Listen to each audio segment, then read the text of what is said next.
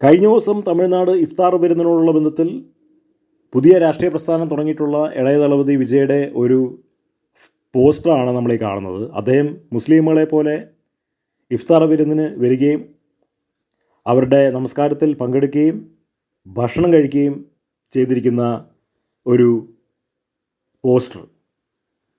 അദ്ദേഹത്തിൻ്റെ പുതിയ രാഷ്ട്രീയ സംഘടനകളിൽ ആളുകളെ ചേർക്കണമെന്നുണ്ടെങ്കിൽ, അവർ അദ്ദേഹത്തിന് വോട്ട് ചെയ്യണമെന്നുണ്ടെങ്കിൽ ഇതുപോലുള്ള ഒരുപാട് ഗിമ്മിക്കുകൾ അദ്ദേഹത്തിന് ചെയ്യേണ്ടതായിട്ട് വരും. ശരിക്കും പറഞ്ഞാൽ രാഷ്ട്രീയം എന്ന് പറഞ്ഞിരിക്കുന്നത് എല്ലാ മതക്കാരെയും ഇങ്ങനെ പൊക്കി പറഞ്ഞിട്ട് വോട്ട് ചോദിക്കുന്നതല്ല, അല്ലെങ്കിൽ എല്ലാവരെയും സ്വാധീനിച്ചിട്ട് വോട്ട് ചോദിക്കുന്നതല്ല.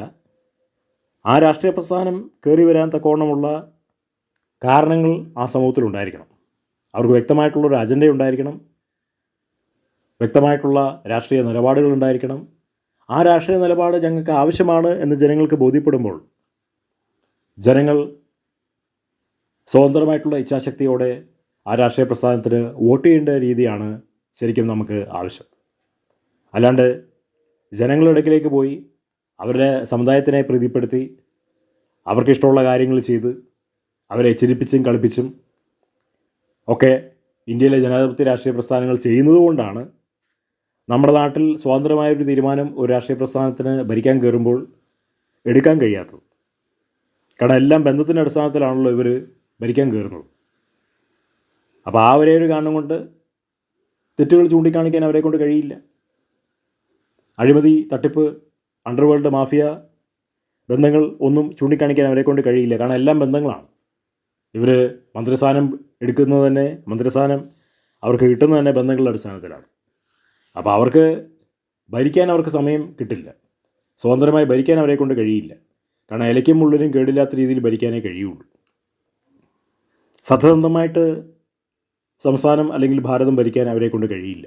ഇതാണ് ഇന്ത്യൻ ജനാധിപത്യ രാഷ്ട്രീയ പ്രസ്ഥാനങ്ങളുടെ ഏറ്റവും വലിയ പരാജയം. കാരണം പുതിയ രാഷ്ട്രീയ പ്രസ്ഥാനം തുടങ്ങുന്ന ഇളയ ദളപതി വിജയ് ഇതുപോലുള്ള ആളുകളെ പ്രീതിപ്പെടുത്തി തൻ്റെ ആരാധകരെ സ്വാധീനിച്ച് ആണ് തൻ്റെ രാഷ്ട്രീയ പ്രസ്ഥാനത്തിന് ബലം കൂട്ടുന്നത്.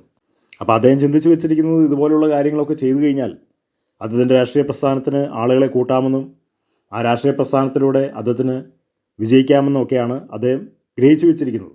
അത് ഇലക്ഷന് നമുക്ക് കണ്ടറിയണം. നമുക്കിതുവരെ ഒന്നും പ്രവചിക്കാൻ കഴിയില്ല. കാരണം ഇളയ ദളപതി വിജയുടെ സിനിമകളിൽ വിജയമാണ് എന്ന് പറഞ്ഞതുകൊണ്ട് അദ്ദേഹത്തിൻ്റെ രാഷ്ട്രീയ ജീവിതം വിജയമാകണം എന്നില്ലല്ലോ. അത് നമുക്ക് കണ്ടറിയേണ്ട ഒരു കാര്യമാണ്.